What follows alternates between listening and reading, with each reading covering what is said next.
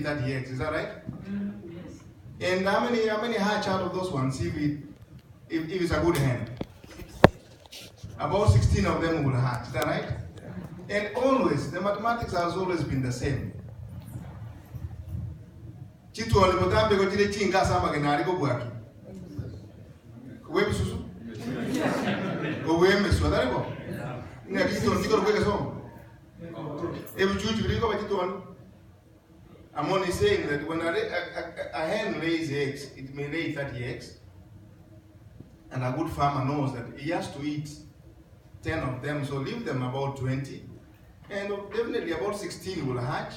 And of those 16, when they are little, you can't tell which is female or male, can you?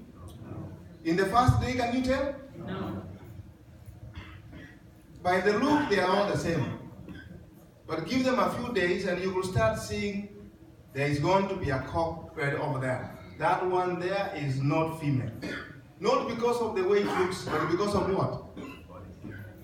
Because of how aggressive it is. How it behaves. And even if the cocks there are 6, there is going to be the champion of the 6. There's going to be a leader who says, this is my kingdom. Am I right or wrong? Now, I've known these young men here for some time, but I'll tell you this. There's a few reasons that makes him the right candidate. One, when I talked to him the first time, he was pretty young, and I asked him, did you come here on, the missions? You either come as a visitor, or you come here as a green card holder. He said a green card holder, and I asked him, what were you doing in Kenya before you came? He told me it was in college. Which college? Nairobi University. That's my university I went to, and I said, wow, he's given up quite an opportunity. How many years had you done there? And I think he had completed second year. He was on his way to third year. So you can see the opportunity he gave. And my sole advice to him was, please, make sure your goal in this country, first of all, is education. And don't lose that opportunity. You are going to get a degree, and make sure you do what? You get a degree here. And I really kept on him. Am I right or wrong? I surely kept on him. I didn't give up hope. He was a close friend to a relative of mine. And I met him a number of times. And occasionally in functions, I met him and I asked him, are you still in college or not? And I told him, don't settle for a certificate. I want you to get a degree. When we were at the University of Nairobi, we didn't think about, again, any other thing. It was always a degree. So I told him, please get it, because it's a certificate of the world. I'm grateful that he did it. So for those who are asking why he gave up his seat, it's because he had to also meet the promise he gave, get the degree. And let me tell you, the young man has been on the ground. So he's not leaving. You know the one you say, people leave diaspora and go look for votes. And him, I don't think you can equate him. He's been on the ground. And let me tell you how. I've been in Mukida for maybe 12, 13 years since inception.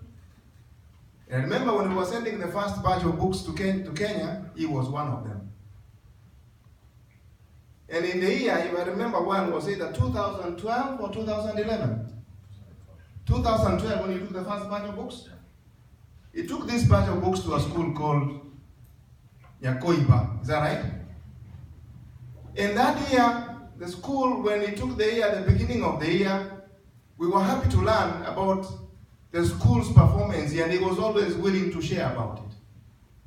I'll tell you, since then, Yakoiba has always led, not only in the location it comes from, not only in the constituency, it has been leading in Kisii. In fact, there is a year when it did well, it was among the national best performing schools. Am I right?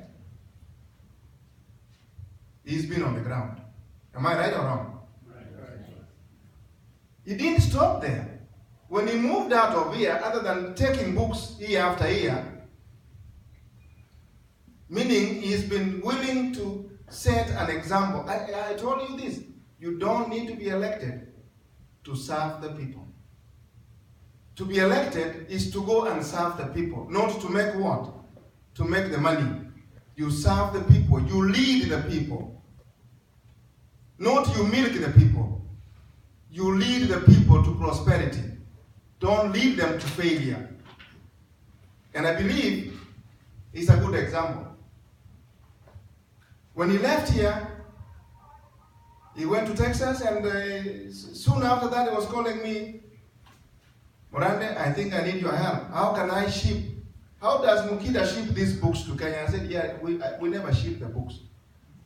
That is a job of somebody else because we are not experts, but I can give you the context. And I think in the year 2013, 22 or what? When did you say the first part of, yeah, I think that was in 2013 or somewhere there. He sent the first batch of 60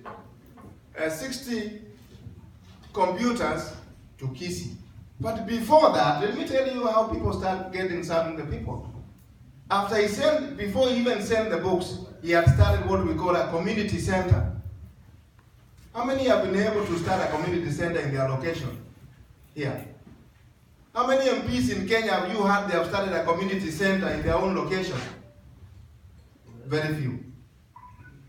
But this young man here is already started a community center where he was enabling people to contribute 5 shillings a month so that you can go to the library in this community center and read the newspaper of the day. Isn't that a better exercise for wazee wakimaliza kazi asubuhi kuliko kwenda kunywa pombe? Or do you prefer them going to look for busa? So he enabled them to be informed. And soon after he sent the computers were being used as the same community center. He did not stop there. He started sending medical equipment to Kenya. And so far, all dispensaries and health centers in his community have been able to receive either both the glucometer and a digital pressure machine and some other supplies, which not many of us, not many people simply come and say, mimi nimejitolea, nitawafanyia kazi. They forget to say, nitawaibia na nitaiba. Amejitolea, he's been giving himself with a meager salary, with his friends, he's been able to serve the community. But again, I don't want to take all your time. I've given you the few things. Nyangenya has been able to even, because he cares about health, he's been able to set, I think it's 5, how many are you, 4 or 5 now?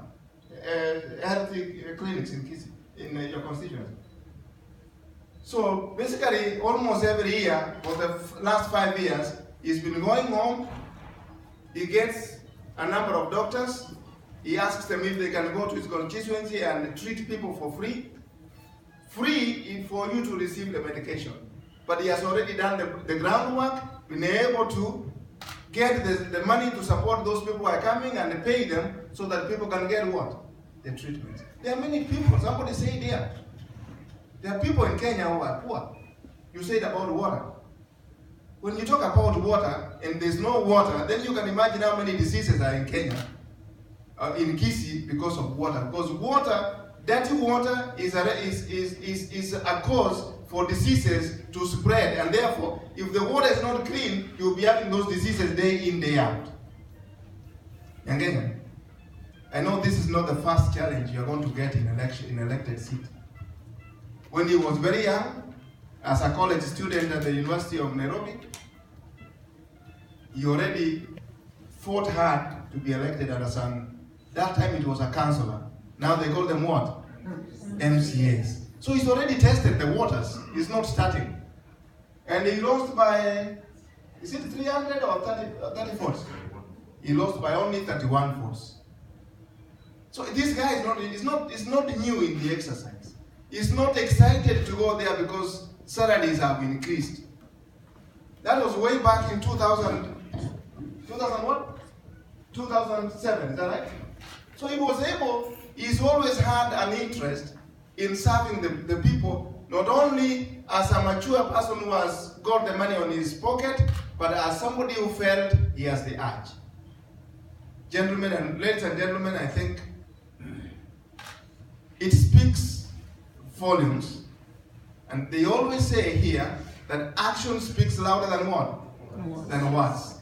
His action says he's a person of the people, he's willing to serve, he's ready to sacrifice, and all he needs now is a platform for him to excel in giving that service to the people, in getting even more of those community centers, beyond community centers, all the schools he has been able to give to the schools in his constituency might extend beyond his constituency to serve the whole of Gusii. And once he goes to the whole of Gusii, he is going to be a national leader. That's what we're asking for. So give him support. He has asked for it. He has always asked for the little donation to be able to do these little things. And I'm telling you this, from what I know about him, I do not prescribe to parties, especially. Because parties, you know, when you tell me about a wave, if you are going to be elected as a wave, then it simply means even those who are not capable are going to be elected. Because that's what the wave does. So Nyangenya is not going to be elected by virtue of a wave.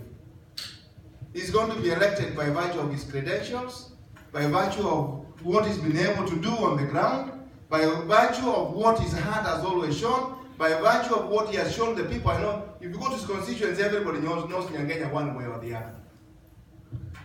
The only thing he hasn't is to be given that platform and perform. Nyangenya, from what you've done, I believe that God has sustained you. He has given you a supportive family. In the community you have served, will never forget about this.